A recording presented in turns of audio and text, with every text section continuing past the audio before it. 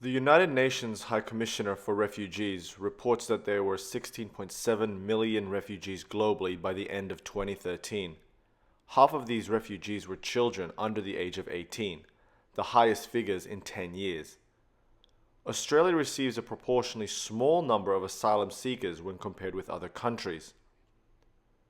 Under the Migration Act of 1958, asylum seekers who arrive in Australia without a valid visa must be held in immigration detention until they are granted a visa or removed from Australia. There is no limit under Australian law to the length of time for which a person may be held in immigration detention.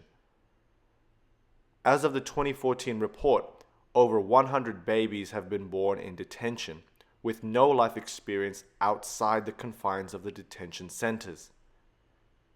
In this video, we will talk about children in detention centers, and then we will focus on the health effects the detention centers have on child development, mental state, and well-being.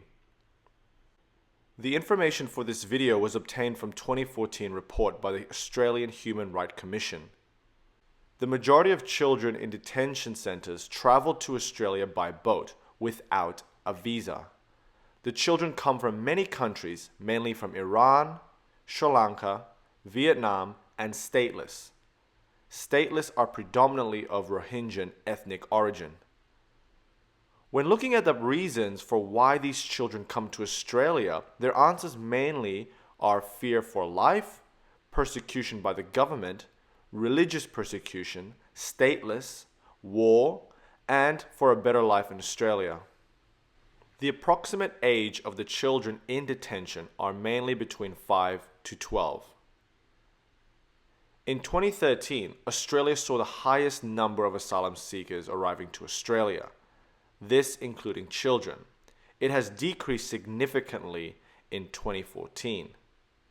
While 2014 showed the number of children in detention dropped, the length of detention increased.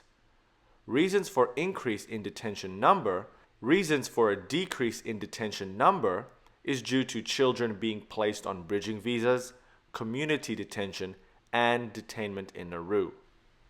The 2014 report shows that the average length of detainment for children is 8 months. Evidence from the 2014 report show that prolonged detention is having a profoundly negative impact on the mental and emotional health and development of children. In the first half of 2014, 34% of children in detention were assessed as having mental health disorders, compared to 2% of children receiving outpatient mental health services in Australia. Reasons for this could include the child's exposure to danger by their close confinement with adults who suffer high levels of mental illness, the numerous reported incidents of assaults, sexual assaults, and self-harm involving children, the potentially harsh and cramped living conditions create particularly easy spread of illnesses amongst children. All these factors indicate the danger of the detention environment. Let us now look at the mental issues that are faced within the major age groups.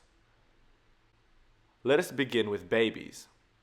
Detention impedes the capacity of mothers to form bonds with their babies. There are unacceptable risks of harm to babies in the detention environment. Preschool. Detention is impeding the development of preschool-aged children and has the potential to have lifelong negative impact on their learning, emotional development, socialization, and attachment to family members, amongst many other things. Lack of proper education has learning and developmental consequences for children at this critical stage of brain development. Primary school-aged children. Detention is disrupting the normal development of primary school-aged children and is damaging their emotional health and social development. There are unacceptable risks of harm to primary school-aged children in the detention environment. This also goes for the preschool age group. The teenage group.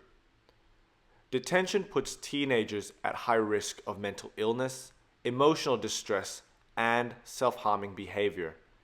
detention impedes the social and emotional maturation of teenagers.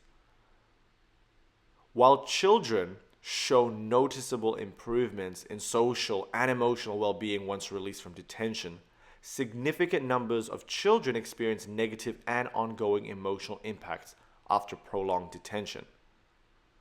Unaccompanied children require higher levels of emotional and social support because they do not have a parent in the detention environment.